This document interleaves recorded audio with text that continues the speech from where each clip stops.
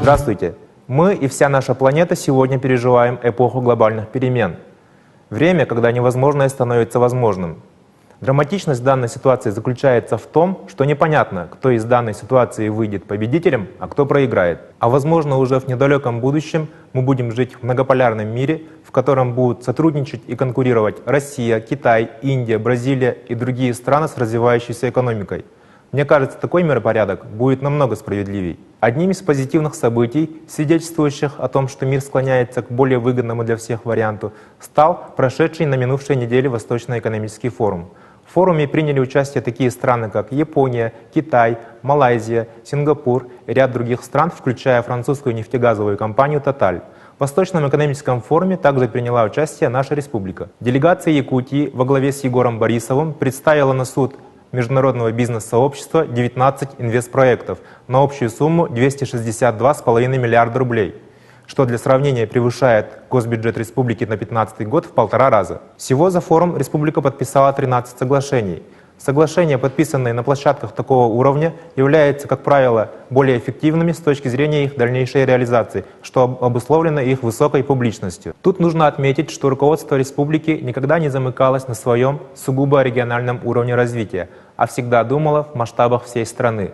Старались, чтобы Якутия всегда находилась в поле экономического зрения федерального центра. Именно поэтому у нас сегодня есть нефтяной Талакан, угольная Эльга, Сила Сибири и будет освоен редкоземельный Томтор. В этот раз ключевым проектом всероссийского уровня стало освоение рассыпного месторождения олова в ручей Терехтех, что находится в Устьянском районе.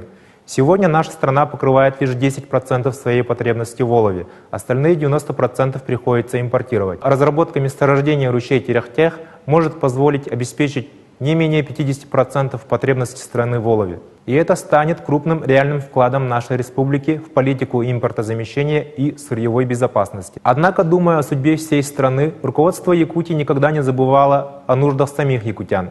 В первую очередь речь идет об устройстве моста через реку Лена, перспективы которого обсуждались на Восточном экономическом форуме с китайскими инвесторами. По словам участников встречи, китайская сторона выступила с конкретными предложениями. В результате обе стороны пришли к соглашению, что проект строительства моста через Лену должен быть включен в перечень вопросов, обсуждаемых на межведомственной комиссии.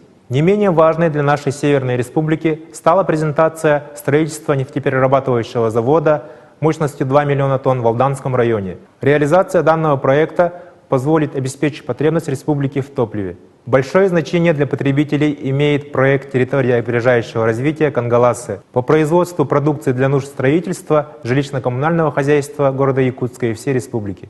Особо стоит отметить подписание в ходе форума рамочного соглашения с китайской компанией Huaqing Housing Holding, предусматривающего создание на территории республики IT-парка. Конечно же, у потенциальных инвесторов остается еще много вопросов, связанных с организационными моментами, такими как таможенное оформление, налогообложение, работа с надзорными органами и прочее. Однако в свете предложений Владимира Путина о распространении режима свободного порта на другие узловые гавани Дальнего Востока, нам, якутянам, тоже можно помечтать о своем свободном порте в Тикси. И все же самым важным достижением Восточного экономического форума является тот факт, что наша страна и наша республика не выживают, а движутся по пути поступательного развития. До новых встреч!